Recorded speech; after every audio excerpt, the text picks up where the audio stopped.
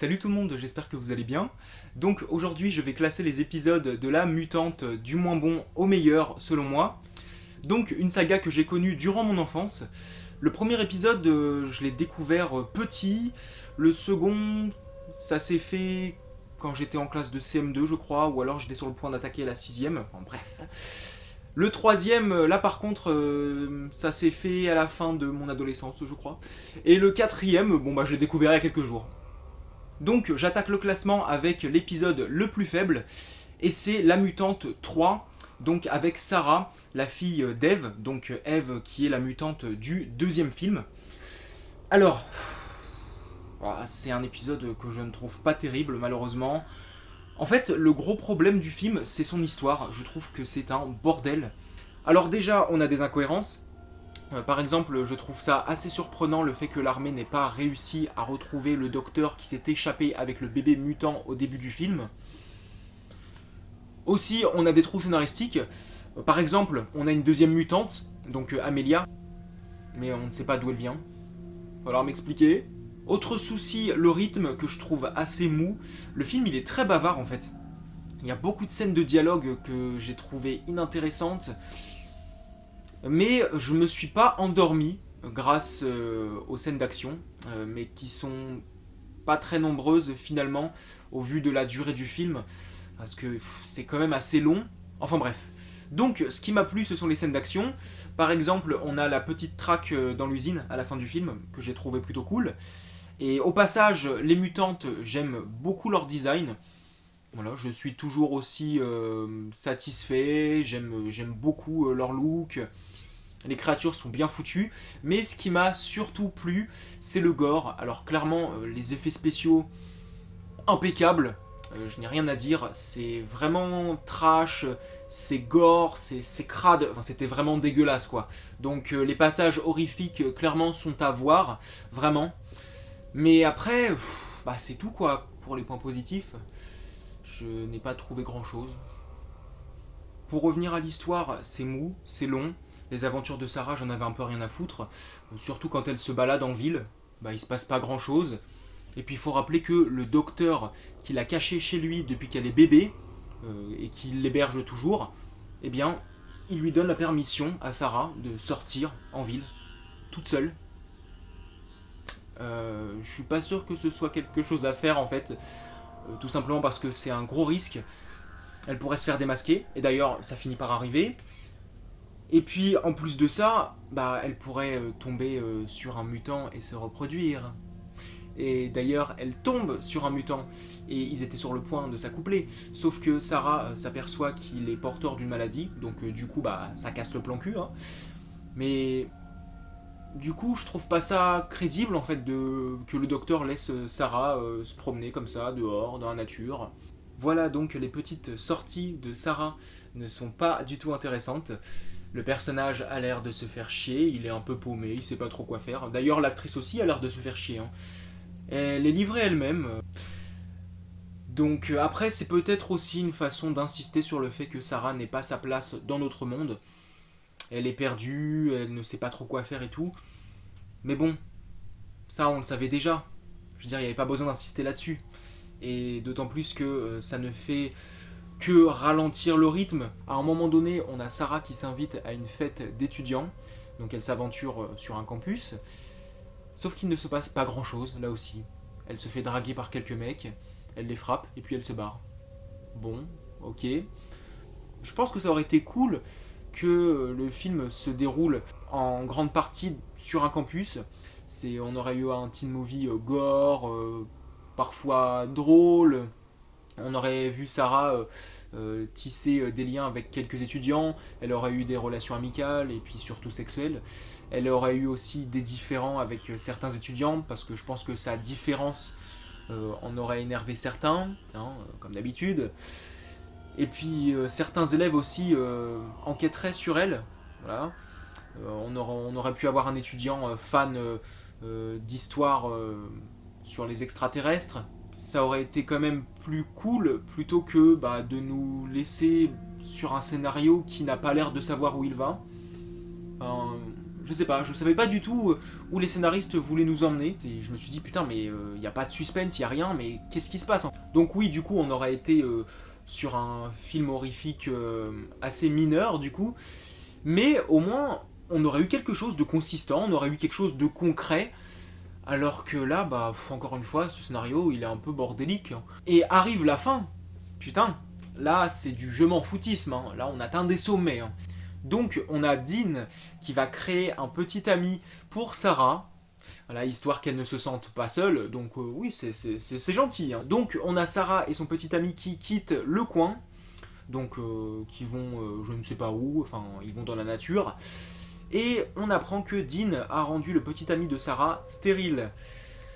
Et on a donc le meilleur ami de Dean qui demande à Dean si ça ne va pas énerver Sarah et son petit ami, parce qu'ils vont forcément se rendre compte qu'ils ne peuvent pas faire d'enfants. Et bah, ça n'a pas l'air d'inquiéter Dean. Voilà, c'est... Voilà, son meilleur ami lui dit mais putain mais ça va pas les rendre vénères et tout. Et puis on a Dean qui répond j'en sais rien. Et puis le film s'arrête. Waouh, c'est super en fait. On a donné une fin à la hauteur de tout ce qui a précédé en fait dans le film. Donc on obtient un film sans queue ni tête. C'est impressionnant à quel point les scénaristes en ont eu rien à foutre. Donc pour conclure, c'est un épisode qui souffre d'un scénario qui est totalement à côté de la plaque. Il y a juste les créatures et le gore en fait qui relèvent un petit peu le niveau. Mais bon, c'est pas suffisant en fait pour rendre le film hyper agréable. Ensuite, en troisième position, j'ai mis La Mutante 4, donc avec Miranda et son oncle qui partent pour le Mexique. Alors, c'est pas mauvais, mais ça vole pas haut. Je trouve que le scénario aurait pu être largement amélioré, mais au moins c'est quand même un peu plus clair que le scénario de La Mutante 3. Et puis aussi, contrairement à cet épisode, dans La Mutante 4, il y a un petit peu de suspense. Donc, l'élément principal de ce nouvel épisode, c'est Miranda, donc, qui est professeure, qui a l'air de mener une existence normale, jusqu'au jour où on la retrouve inconsciente, nue, et pas en très bon état. Et le truc, c'est qu'avant qu'on la retrouve comme ça, la veille, elle avait rendez-vous avec un homme, donc ils se rejoignent, et puis on fait un time jump, et on la retrouve justement inconsciente, seule.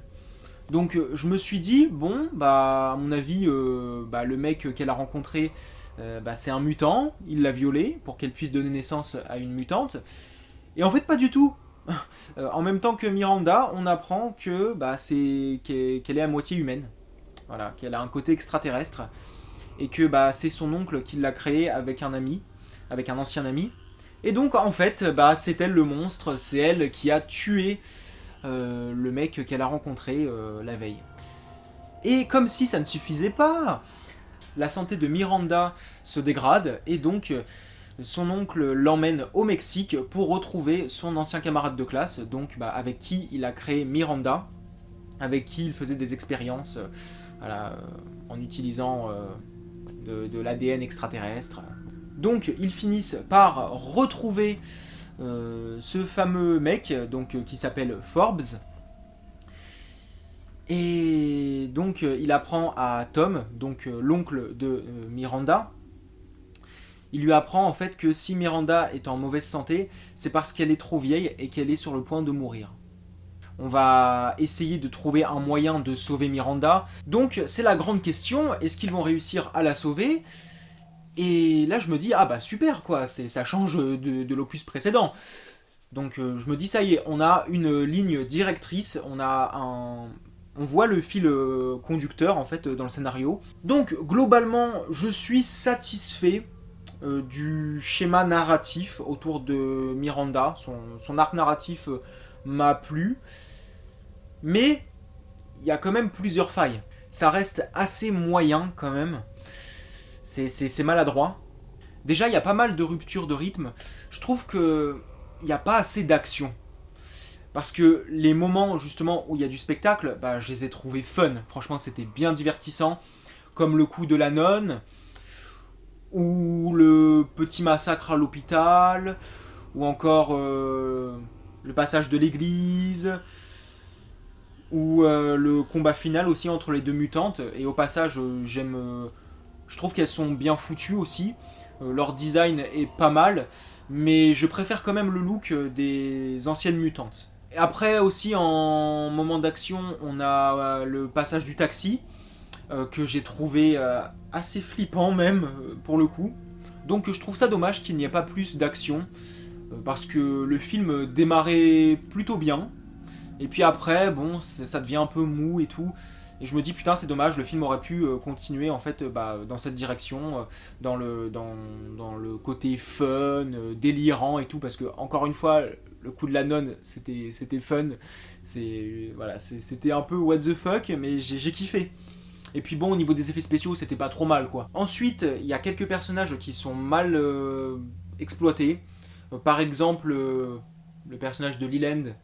J'avais bien aimé son introduction. Et puis après, ça tombe à l'eau.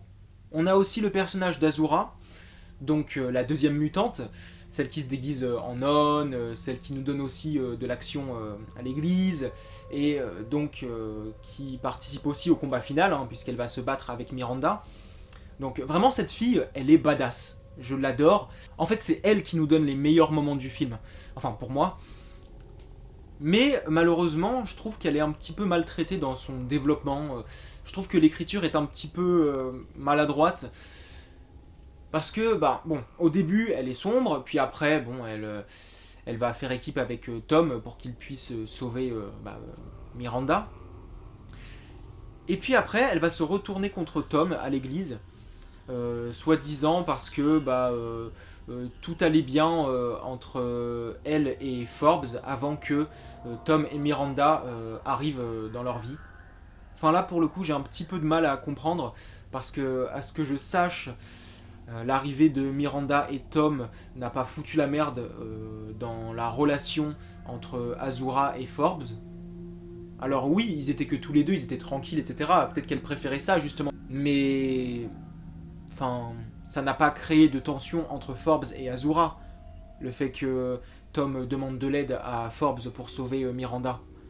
Et puis bon, après, oui, on ressent un petit peu une certaine rivalité féminine entre Miranda et Azura. Elles s'échangent quelques petits regards, mais c'est tout en fait. Enfin, je veux dire, il se passe rien de concret, il se passe rien de grave pour qu'Azura pète les plombs. En tout cas, c'est pas justifié. Enfin, je comprends pas trop en fait. Donc Azura veut tuer Tom, bon ok. Je trouve qu'on aurait dû accorder plus de temps à Azura en fait. On aurait dû trouver quelque chose de plus convaincant, quelque chose qui justifie le fait que Azura veuille tuer Tom. Donc là, du coup, ça m'a un petit peu chiffonné. Je me suis dit, mais c'est quoi ça? Donc, problème de rythme, pas assez d'action, quelques personnages mal développés, et aussi un petit côté perfectible au niveau de quelques effets spéciaux. Enfin, c'est loin d'être catastrophique, hein. Franchement, je m'attendais à un désastre, mais en fait, pas du tout. Il y a quelques retouches numériques hein, qui ne sont pas terribles. Mais bon, ça c'est comme dans les autres épisodes aussi, donc bon. Hein. Mais globalement, non, je trouve que visuellement ça allait. Mais le gros problème, c'est que le film n'exploite pas sa meilleure idée. Et là, je trouve que c'est hyper frustrant. Donc, on a Forbes qui nous raconte ce qu'il fait dans la vie. Et en fait, il réalise le rêve de certaines personnes en redonnant la vie à des êtres chers.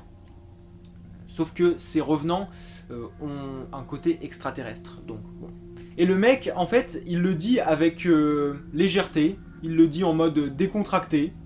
Bon, c'était rigolo, et c'était encore plus rigolo quand on a une vieille dame qui vient récupérer son chien, du coup, qui était décédé. Et donc le petit chien se met à grogner et tout, et puis on a Forbes qui lui dit juste de signer quelque chose là avant de récupérer son chien, et puis il lui dit oui surtout hein, votre chien maintenant il est à moitié animal et à moitié extraterrestre. Hein. Et donc c'était drôle quoi. On a le petit chien qui grogne dans les bras de sa maîtresse. Mais on n'en voit pas plus que ça. Après on passe à autre chose. Bof, on oublie l'idée. Et là je me suis dit putain mais c'est dommage quoi. Enfin franchement c'était une idée géniale. On aurait pu obtenir un truc hyper fun. Et puis non, on préfère abandonner cet élément. Par exemple, on aurait pu aller dans du drame social. On aurait pu suivre justement ces revenants qui s'intègrent à nouveau à la société. Enfin, on aurait pu avoir voilà, du drame social, mais avec un petit peu d'humour. Mais non, on n'a pas ça. Et puis même, il y a forcément des conséquences, non? Enfin, déjà, ce sont des revenants. Donc, je veux dire, la police ne remarque rien, les voisins ne remarquent rien non plus. Enfin, je sais pas, personne s'interroge. Enfin, il y a un moment donné où ça va se voir qu'il y a des revenants. Et puis bon, ces revenants, ils ont un côté alien. Donc ça va forcément partir en couille à un moment donné. Même si Forbes dit qu'il n'y a pas beaucoup de risques. Mais bon, il y en a quand même. Enfin, je veux dire, ce sont des aliens, donc ça peut partir en couille à n'importe quel moment. Euh... Bref, le bilan. Bah, un épisode perfectible. Il y a pas mal de choses qui ne vont pas, mais il y a aussi quelques bonnes choses. Donc c'est un épisode qui reste bof pour moi. Maintenant, je passe à l'épisode suivant. Et là, j'ai énormément hésité parce que pour moi, les deux premiers volets sont du même niveau. Ils rivalisent de ouf. Mais bon, il fallait bien que je fasse un choix. Et en deuxième position, j'ai mis le premier épisode, qui pour moi est le plus sombre, le plus angoissant, le plus effrayant. Et puis bon, c'est là où on découvre l'univers de la mutante. Donc j'ai adoré. Donc Seal qui s'échappe d'un laboratoire et qui est poursuivi par le fameux scientifique, une biologiste, un mercenaire, un médium et un anthropologue. Donc ils doivent la tuer avant qu'elle ne se reproduise. Donc du coup tous les hommes sont en danger. Donc j'ai beaucoup aimé cette histoire de traque, de chasse. Donc le groupe mené par le scientifique qui est à la recherche de Seal et Seal qui est à la recherche d'un homme. Bon, j'aime bien. Alors, en ce qui concerne le groupe d'humains qui est à la recherche de Seal, eh bien, je trouve qu'ils forment une équipe attachante. Elle est composée de personnages qui ont chacun leur personnalité, ils sont bien différents, même au niveau de leur profession d'ailleurs, hein, ils ont tous un métier différent. Malgré leurs différences, ils réussissent à être soudés, ils ont de bonnes interactions, ils ont vraiment un esprit d'équipe, ils vont apprendre des choses sur la mutante en échangeant tour à tour, en réfléchissant tous ensemble. Par exemple, ils vont savoir que la mutante Seal refuse d'avoir des rapports sexuels, elle refuse de se reproduire avec un homme qui est porteur d'une maladie, comme par exemple on a le gars qui est diabétique. Et donc la mutante ressent si l'homme est en bonne santé ou non. Donc là je trouve que c'est une bonne idée, enfin on a de bonnes idées en fait dans ce film. Mais bon, pour revenir à l'équipe de chasseurs, eh bien je trouve que chaque membre de ce groupe est important. Certains vont s'imposer avec leur savoir, leur théorie, et d'autres avec leur côté actif, combatif. Donc vraiment, non, ils forment une belle équipe. Les acteurs sont très bons. Il y a vraiment une alchimie entre eux. Donc pour le coup, non, je suis très satisfait. Et en ce qui concerne la mutante Seal, alors, donc personnage qui m'aura marqué depuis que je suis petit. Donc il y a deux actrices pour la mutante. Voilà. Donc la première interprète c'est Michelle Williams, donc qui joue Seal quand elle était encore toute jeune. Et on a Natasha Henstridge, donc c'est surtout elle qui m'a bien marqué. Donc voilà, charismatique, elle m'a traumatisé quoi. C'est à chaque fois que je vois l'actrice dans un autre film, bah tout de suite je pense à la mutante. Non, c'est Natasha Henstridge, c'est la mutante. Point barre. Personne d'autre. C'est vraiment, pour moi c'est l'un des personnages phares dans mon parcours de cinéphile. Clairement, c'est vraiment une actrice qui compte beaucoup en fait pour moi. La créature, alors je la trouve très réussie, j'aime beaucoup son design, je ne l'oublierai jamais. Même si, à la fin du film, on abuse dans les effets numériques. Et ne venez pas me dire que c'est parce que le film commence à dater. Bah non en fait, parce qu'il y a des films plus vieux qui se sont montrés irréprochables au niveau du visuel. Donc bon. Mais bon, hein, c'est pas le final avec la mutante n'est pas non plus écœurant. On sent que c'est du numérique, c'est pas très très beau, mais c'est pas non plus dégueulasse, quoi. Alors après, dans les 2 premiers tiers du film, il y a aussi un petit peu de numérique, ça se ressent aussi, mais ce n'était pas aussi flagrant que dans le final. Mais bon, bref. Sinon, en ce qui concerne les morts, alors là, pour le coup, les effets spéciaux étaient très bons. Je retiens surtout la scène dans les toilettes où il y a la nana qui se fait éclater le dos avec la colonne vertébrale qui ressort. C'est l'une des scènes qui m'avait marqué quand j'étais gosse. Ensuite, toujours dans le visuel, alors oui, il y a des moments que j'ai trouvé vachement flippants, comme le coup du rat à la fin. Alors déjà que je redoute les rongeurs, mais alors en plus, si vous donnez des pouvoirs extraterrestres au rat, là non, c'est... Je meurs. Ensuite, il y a quoi aussi qui m'a fait flipper, le train, le passage du train, où on a donc les tentacules qui sortent du corps de la jeune Seal. Mon dieu, alors là aussi les tentacules, ça va pas. Ça me fait trop flipper. Et puis on a le cocon après. Oh mon dieu, quelle horreur, franchement. Ça aussi, ça m'a fait marquer quand j'étais gosse. Donc le cocon là, et puis avec à un moment donné aussi, quand il chope l'employé du train. Oh.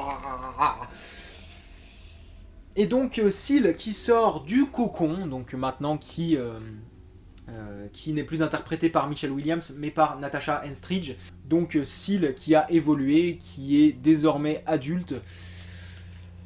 Donc voilà, cette chenille qui s'est transformée en papillon, qui prend son envol. Hein. Donc oui, en tout cas, Seal va prendre son envol, elle va explorer Los Angeles. Donc elle va se retrouver en terre inconnue. Et là, Natasha Henstridge, au-delà de son charisme, eh ben, elle a réussi à s'approprier le personnage de Seal, de la Seal adulte. C'est-à-dire que, avec ses regards, eh ben, on y croit. C'est quand elle est en ville, quand elle découvre les lieux et tout. Et oui, avec ses regards, on voit que cette femme, elle est perdue. Mais en même temps, elle s'intéresse aussi à ce qu'il y a autour d'elle. Donc elle va regarder comment un homme se sert d'une voiture, comment est-ce qu'il va la manipuler. Donc elle va essayer de se comporter comme une femme civilisée, et ça ne va pas faciliter la tâche à ceux qui la traquent, justement, parce que ces personnes-là ne savent pas à quoi elle ressemble, étant donné qu'elle a grandi maintenant, elle est adulte. Je veux dire, le scientifique, lui, il savait à quoi elle ressemblait quand elle était jeune, mais il ne connaît pas son visage d'adulte. Donc là, en plus, si la nana, elle se comporte comme une femme civilisée, c'est encore pire, ça va être difficile de la retrouver. Enfin, clairement, la mutante, c'est un personnage qui m'a fait flipper, et elle me fait encore flipper parce que, derrière son apparence humaine, voilà, derrière ce visage d'ange, se cache un démon. Elle fait innocente et tout, elle a des petits sourires, elle fait vraiment innocente, quoi. T'as l'impression qu'elle ne ferait pas de mal à une mouche, et en fait, derrière ça, c'est un monstre, quoi. Et c'est ça qui me fait peur, en fait. C'est ce faux semblant qui me fait peur. Donc, non, franchement, film réussi, hein, à part le côté numérique, hein, voilà, qui a un petit peu enlaidi le final. Mais sinon, non, c'est un très très très bon film. Donc, le scénario a bien été peaufiné. C'est une bonne histoire de traque. Il y a du suspense, on apprend des choses, il y a des révélations sur la mutante, on apprend des choses sur elle en même temps que les chasseurs. Il y a de bonnes idées, donc clairement, très bon film. Et pour terminer, je vais vous parler de La Mutante 2, donc avec Patrick, l'astronaute qui revient d'une mission sur Mars. Et en fait, là-bas, il a été contaminé par de l'ADN extraterrestre, et maintenant c'est un mutant qui cherche à se reproduire. Donc toutes les femmes sont en danger, jusqu'au jour où il apprend l'existence d'Eve. Donc Eve, qui est le clone de Seal, donc en fait elle est dans un laboratoire mené par Laura, donc la biologiste du premier film. Et donc Patrick est recherché par l'armée, et on va de nouveau contacter Laura, la biologiste, et le mercenaire du premier film, donc Linnox.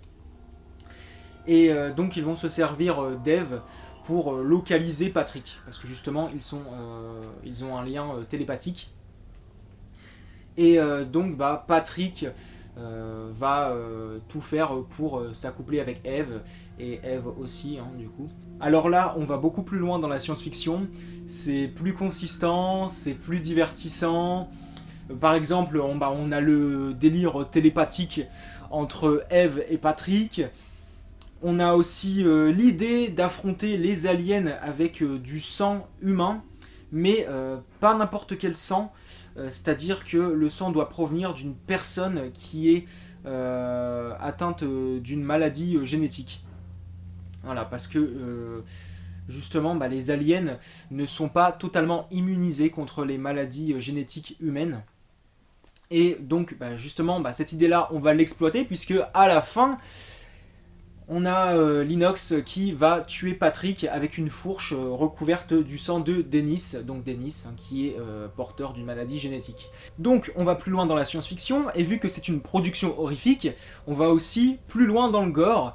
Et là pour le coup c'était génial, c'était vraiment fun, il y a des moments qui m'ont vraiment marqué, comme par exemple le gars qui se fait attaquer par le placenta mutant de sa femme.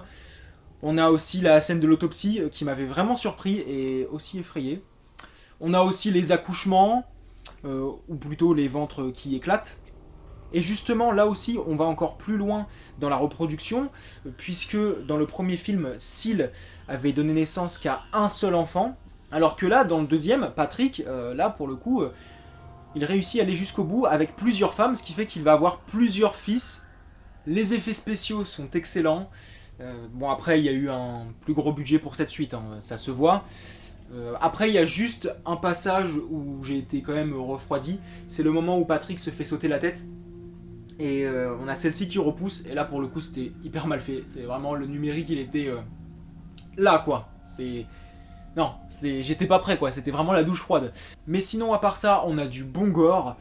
Les cocons sont répugnants, les créatures sont super bien foutues, franchement j'aime beaucoup leur design aussi, hein, franchement toujours au top. Donc Eve qui est stylée, et puis on a Patrick, lui qui est encore plus monstrueux. Franchement c'était super bien fait, je retiens le moment où sa tête se divise en deux, alors là c'était dégueulasse, c'était répugnant, c'était écœurant, mais c'était flippant aussi. Les effets spéciaux sont beaucoup plus soignés, c'est plus à l'ancienne. Et justement, en parlant du côté ancien, eh bien, j'ai l'impression que cette suite est plus ancienne que le premier film. Parce que je trouve que La Mutante 2 est très proche des films de science-fiction horrifiques des années 80. J'ai vraiment l'impression d'être sorti d'un trip de cette époque. Et pourtant, non, La Mutante 2 date de 1997. Mais je sais pas, c'est pourtant le premier film, ça me donnait pas cette impression de... Enfin, il avait pas ce look de production des années 80. Mais alors que La Mutante 2, il y a un truc. Alors que pourtant, le premier film, lui, non, il fait milieu des années 90. Il ressemble à son époque. Mais alors que La Mutante 2, non, pour moi, non, il sort tout droit des années 80. Déjà par rapport aux effets spéciaux, mais aussi par rapport à la qualité de l'image. Le grain, ça fait années 80. C'était de la série B, bien trash, gorissime, plus old school, plus généreuse en action, en horreur, plus what the fuck, plus délirant.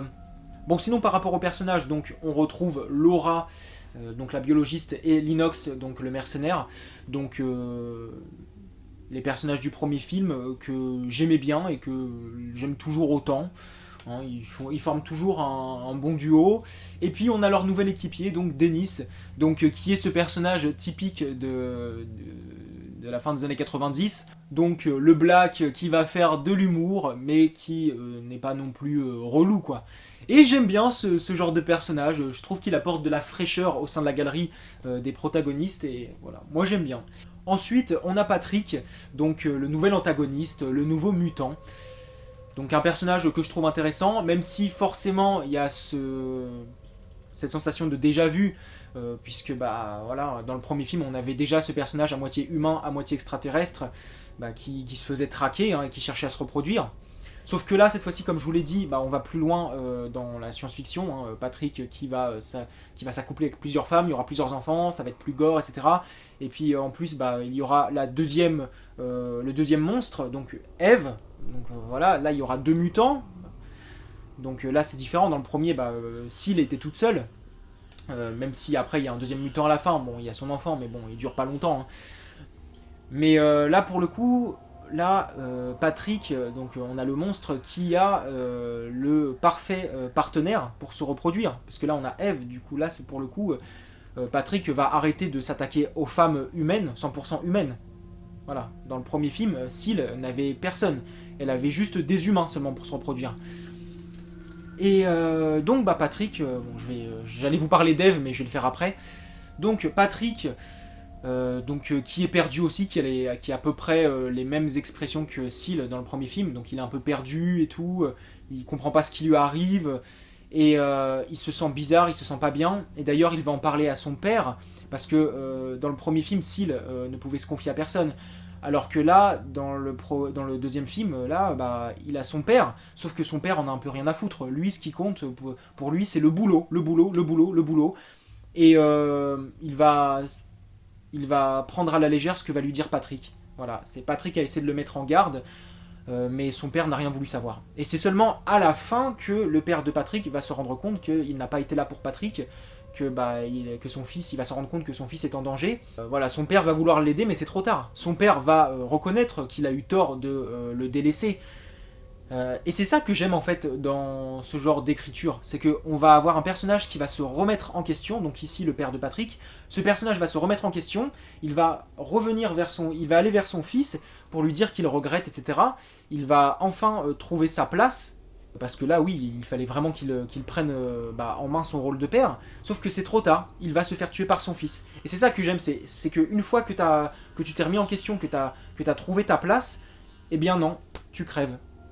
Voilà, et bah non, il fallait le faire avant, en fait. Il fallait te remettre en question avant, etc. Et c'est ça que j'aime, en fait. Ça, c'est de l'écriture, mais c'est une qualité d'écriture qui me fascinera toujours. Et donc, Patrick, qui se sera accouplé avec plusieurs femmes, et qui aura donné naissance à plusieurs gosses. Et c'est après que il va découvrir l'existence d'Eve. On a un premier face-à-face avec Patrick et Eve, entre Patrick et Eve, dans le labo. Donc Patrick se rend dans le labo, il va voir Eve derrière la vitre. Donc vraiment ce premier face-à-face, j'ai trouvé super bien réalisé, super bien tourné. Ils échangent des regards et tout, ils se regardent dans les yeux et tout, c'est super bien fait. Et puis après, bon bah du coup on a les personnages qui vont qui vont essayer de choper Patrick, sauf que non, bah c'est mort, Patrick va se barrer. Et puis à la fin, dans la grange, là, Patrick et Eve se retrouvent, et là, à nouveau, on a un face-à-face super réussi. On a un face-à-face intense au niveau du regard. Ils vont se lancer des regards, après ils vont se toucher comme ça, enfin comme des animaux, ça va être bestial, et puis après ils vont s'accoupler. Et justement, on a Patrick et Eve qui s'accouplent, et on a Laura, Linox et Dennis qui arrivent. Et là, on se dit, mais est-ce que Eve va laisser Patrick les tuer, ou alors est-ce qu'elle va les sauver? Parce que justement, dans cette suite, Eve est une mutante pour qui on a de l'affection. Enfin moi en tout cas, j'ai eu de l'empathie pour elle, parce qu'on l'humanise, contrairement à son modèle dans le premier film, Seal. Dans le premier film, Seal ne parlait pas beaucoup, c'était un animal. Voilà. Alors que là, dans le deuxième film, on humanise son clone, donc Eve, on s'attache à elle, etc. Elle tisse une relation assez touchante avec Laura dans le labo. Et donc là, je me suis dit, non mais qu'est-ce qui va se passer là? Est-ce que Eve va sauver Laura et les autres des griffes de Patrick? Ou est-ce qu'elle va les laisser mourir? Il y a plein d'éléments intéressants. Alors par contre, il y a un truc qui m'a un petit peu déçu. C'est le final, justement, l'affrontement final. Parce que dans le premier film, l'affrontement final avait une bonne tension. Mais du coup, il était un peu gâché par le numérique. Mais ici, c'est l'inverse. Visuellement, l'affrontement final de la Mutante 2 est parfait. Mais par contre, ça manque de tension. Je trouve que le combat final est trop court, en fait. Et c'est dommage. Mais bon. En tout cas, la Mutante 2 est un super divertissement horrifique. Je me suis amusé. Je le trouve excellent, j'adore, tout comme le premier film. C'est juste que l'ambiance est différente, le ton n'est pas le même, parce que dans le premier film, on était sur quelque chose de plus sombre, de plus angoissant, alors que dans le deuxième, c'est un peu la fête, quoi. On est dans quelque chose de fun, voilà, on va plus loin dans la science-fiction. Donc, n'hésitez pas à me faire part de votre classement, et puis je vous remercie d'avoir accordé du temps à ma vidéo, et on se retrouve bientôt. Salut!